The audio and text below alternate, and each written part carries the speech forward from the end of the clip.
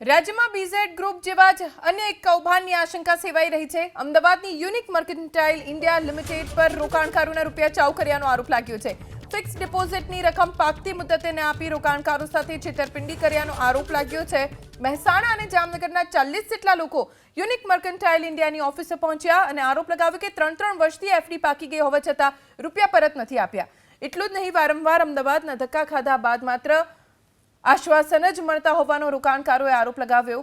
જામનગરમાં આવેલી unique mercantile ઇન્ડિયાની ઓફિસે પણ તાળા જોવા મળ્યા। બીઝેડની જેમ યુનિક મર્કન્ટાઇલ ઇન્ડિયાએ રોકાણ કરાવનાર એજન્ટ્સને કમિશન આપવામાં આવતું। ફેબ્રુઆરી મહિનામાં યુનિક મર્કન્ટાઇલ ઇન્ડિયાએ 3 થી 6 મહિનામાં રકમ ચૂકવી આપવા પણ લેખિતમાં બાંહેધરી આપી હતી। જો કે નવેમ્બર મહિનામાં રાજકોટના એ ડિવિઝન પોલીસ મથકે પણ એફડીની રકમ પાકતી મુદતે ન આપતા 5.20 લાખની ઠગાઈ કર્યાની ફરિયાદ નોંધાઈ। વધુ જાણકારી અમારા સંવાદદાતા ચેતન બાંભણિયા પાસેથી પ્રાપ્ત કરીશું। ચેતન, રોકાણકારો શું કહી રહ્યા છે, તેમની માંગ શું છે અને કોઈ સંચાલક સાથે તેમની વાતચીત થઈ છે ખરી?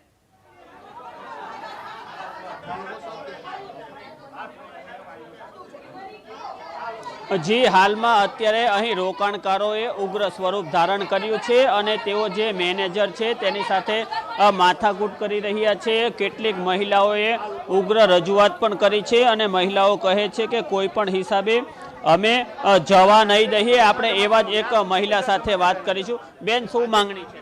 હજી એમ જ કહે છે આવે છે ને સાહેબ એમ જ કીધા રાખે છે, હજી આવતો નથી। ફોન જડી છે તો લઈ લે છે, ફોને નથી દેતો એને, અને આવે છે એમ જ કરી રાખે છે। સવારના આમ નામ છીએ, સવારના ખાધા પીધા વગરના ભૂકા ભૂકા છીએ અમે। સવારના કઈ આવે છે એક જ લપ પડે છે। મને મારા પૈસા જોઈએ છે, મારી માંગણી છે, મને બીજું કાંઈ નથી જોતું। મને મારા પૈસા નહીં મળે તો હું દવાની શીશી પીવાની છું। હું ચોખ્ખું ને ચટ કહું છું। હા, મારી માથે બધી ઘટના કરી લીધી। એમ કીધું કે બેહો આવે છે। અહીંયા સુધી હમણાં છેલ્લે ઓલા ભાઈએ કહી દીધું કે તમારા પૈસા નહીં દે તમે શું ખેડી લેશો એનું? તમારા પૈસા નહીં દે તો તમે શું ખેડી લેશો? કેમ કે એ ભાઈના પૈસા આવી ગયા છે એટલે એ ભાઈએ મને આવો જવાબ દઈ દીધો બધાની વચ્ચે। હું આનાથી નજીક કડક પગલું ભરીશ। દવા પીવી પડશે તો હું દવાઈ પીવા તૈયાર છું। એક અન્ય મહિલા રોકાણકાર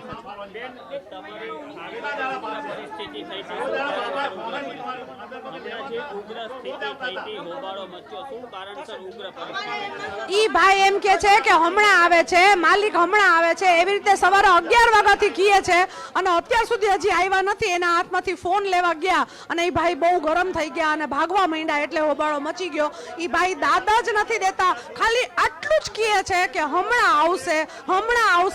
પબ્લિક પછી તો ઉશ્કેરાય ને, કેમ કે કોઈ એનું રિઝલ્ટ જ નથી। હમણાં આવશે એનું।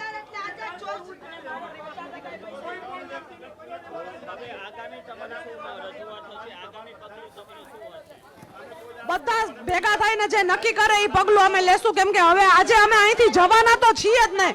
જે પણ થાય, મારશું મરશું, જે થશે એ અહીંયા થશે। અમે અહીંયા પ્રેમાઇસીસ છોડીને જવાના નથી, બસ। અન્ય એક રોકાણકાર છે, આપણે તેમની સાથે વાત કરીશું। બેન, હમણાં જે ઉગ્ર વાતાવરણ થઈ ગયું, શું કારણ છે?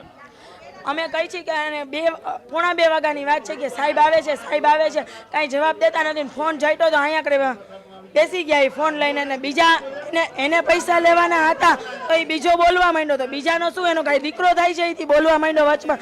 અમે મેન સાહેબ હારે વાત કરતા, બીજાને શું બોલવાની જરૂર હતી? એને પૈસા મળી ગયા છે એટલે મળી જાય ને પૈસા। અમે પૈસા લેવા જ આવ્યા, પૈસા વગર અમે જવાના છીએ નહીં।